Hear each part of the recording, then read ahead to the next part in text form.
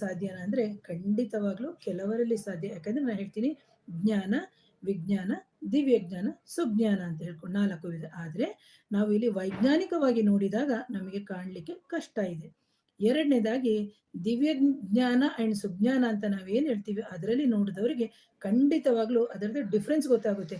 ಯಕ್ಷಿಣಿ ಇವರ ದೇಹದಲ್ಲಿ ಇದೆಯಾ, ಭೂತ ಇದೆಯಾ, ಪ್ರೇತ ಇದೆಯಾ, ಪಿಶಾಚಿ ಇದೆಯಾ, ಅಥವಾ ಬ್ರಹ್ಮ ರಾಕ್ಷಸ ಇದೆಯಾ, ಜಿನ್ ಇದೆಯಾ, ಜಿನ್ನಾತ್ ಇದೆಯಾ, ಅಥವಾ ಪರಿ ಇದೆಯಾ ಅಂತ ಹೇಳ್ಬಿಟ್ಟು ಇದರ ಹಲವಾರು ವಿಧಗಳಿದೆ.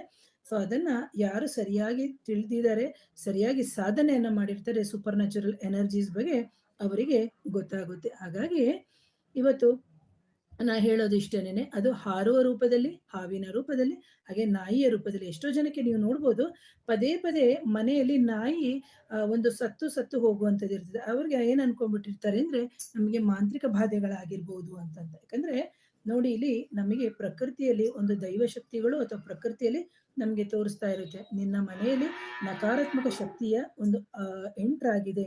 ಸೊ ಇದರಿಂದ ಹೇಗೆ ಹೊರಗಡೆ ಬರಬೇಕು ಅಂತೇಳಿ ಪ್ರಕೃತಿಯಲ್ಲಿ ನಮಗೆ ಪ್ರತಿಯೊಂದು ವಿಧದಲ್ಲಿ ತೋರಿಸುತ್ತೆ. ಅದು ನಮಗೆ ಅಕ್ವೇರಿಯಂ ಮುಖಾಂತರ ಆಗಿರ್ಬೋದು, ಮನೆಯಲ್ಲಿ ಗಲಾಟೆಗಳಾಗಿರ್ಬೋದು, ನಮಗೆ ಅನಾರೋಗ್ಯಗಳ ಸಮಸ್ಯೆಗಳಾಗಿರ್ಬೋದು, ಈ ತರ ಎಲ್ಲ ಬರುವಂತಹ ಸಂದರ್ಭದಲ್ಲಿ ನಾವು ಎಚ್ಚೆತ್ಕೋಬೇಕು. ಇದಕ್ಕೆ ಎಕ್ಸಾಂಪಲ್ ಬಂದು ನಾಯಿ ಸಾಯೋದು ಅಥವಾ ಬೆಕ್ಕು ಸಾಯೋದು ನಮ್ಮೆಲ್ರಿಗೂ ಗೊತ್ತಿದೆ. ಆದ್ರೆ ಯಾರ ಮನೆಯಲ್ಲಿ ಜಿನ್ನಿನ ಸಮಸ್ಯೆ ಅಥವಾ ಯಾರ ದೇಹದಲ್ಲಿ ಜಿನ್ನಿನ ಸಮಸ್ಯೆಗಳಿರುತ್ತೋ ಖಂಡಿತವಾಗ್ಲೂ ಅವರ ಮನೆಯಲ್ಲಿ ನಾಯಿ ಸಾಯುತ್ತೆ ಅಂತ ಹೇಳ್ತೀನಿ. ಹಾಗೆ